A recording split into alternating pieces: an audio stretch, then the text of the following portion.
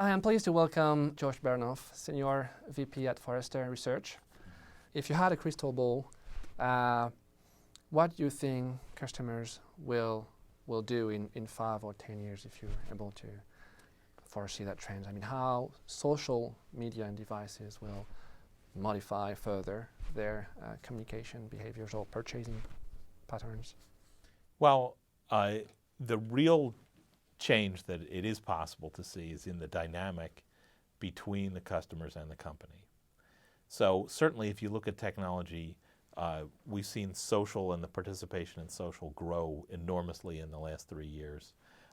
Mobile is supercharging that so that people with smartphones, which are an increasingly large proportion of all of the mobile phones out there, they're capable of interacting from any location at any time. But this doesn't mean that companies don't have a role. It means that you need to participate in those conversations, and that's really the challenge, is to say, all right, well, what do these people want from us? Do they want to give us ideas? Do they want support from us? Do we need to give them marketing messages that they love and want to spread? Or do we have fans out there, and how can we give them the highest level of support? It's in this interaction between companies and customers that things will change. And really, this is a seismic shift from marketing as shouting at people to marketing as being focused more and more on encouraging word of mouth. I mean, let me quote you a statistic here that we measured in the book. We estimate that people right now make 500 billion impressions on one another in social environments about products and services every year. Now, just for comparison purposes, that's about 1/4 as many as all of the online advertising impressions delivered during the same time. So when people are making 1/4 as many impressions on each other as all of the online advertising, maybe you should shift some of your budget toward spreading that word of mouth in a positive way. Thinking a little bit about emerging countries, how do you think social will actually change the way people in these countries communicate or buy? And how do you think companies that want to take a share of that emerging market should leverage the social tools to get more revenue out of it? Well, both the cultural and economic factors that take place in different countries make a huge difference in the way people interact.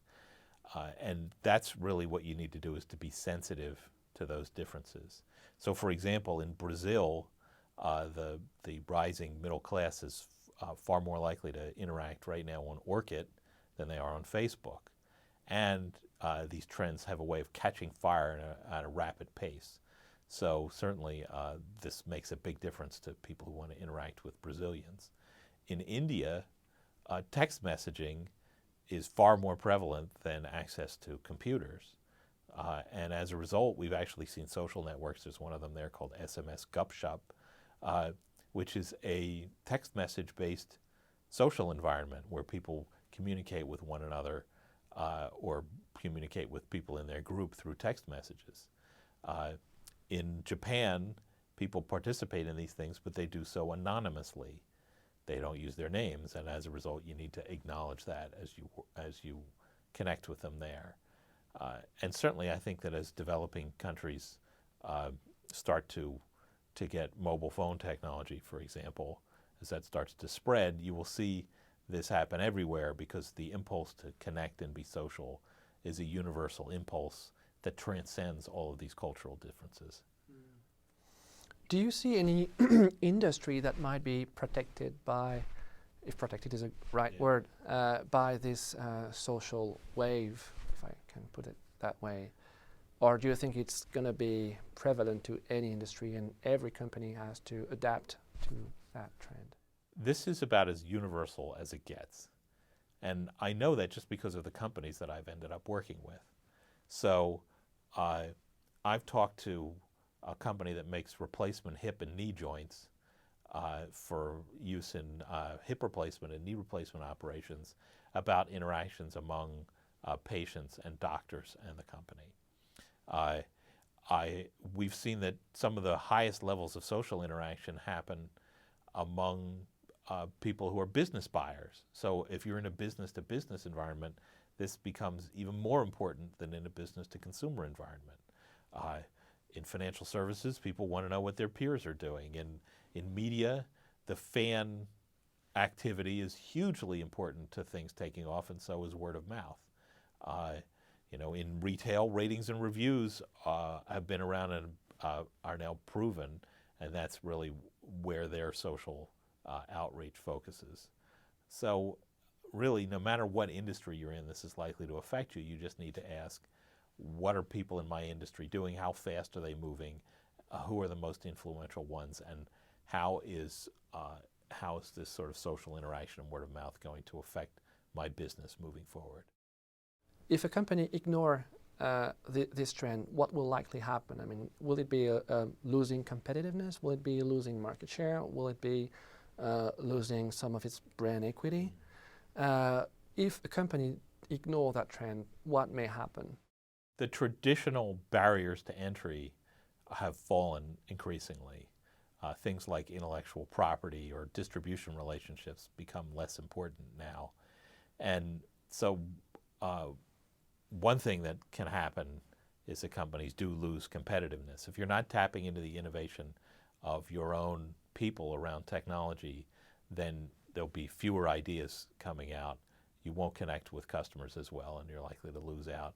And if you don't change your marketing to acknowledge the power of word of mouth, again, you're likely to lose out. That's the overall risk. Also, every company is just inches away from its own United Breaks Guitars moment. United just was unlucky that they had a problem with someone who was extremely creative and created a video that spread rapidly. But somewhere in your customer base, there's someone who's unhappy with you. And unless you're sensitive to the potential social power of those unhappy customers, you might just be the next case study about United Breaks Guitar's style of challenges. Thank you very much. Josh, on behalf of the Center for Digital Strategy at Tech, I would like to thank you again for speaking with us today. I'm sure our listeners appreciate your thoughts and insights. This has been Julien Kervella for the Center of Digital Strategy at Tech School of Business. Thanks for having me here.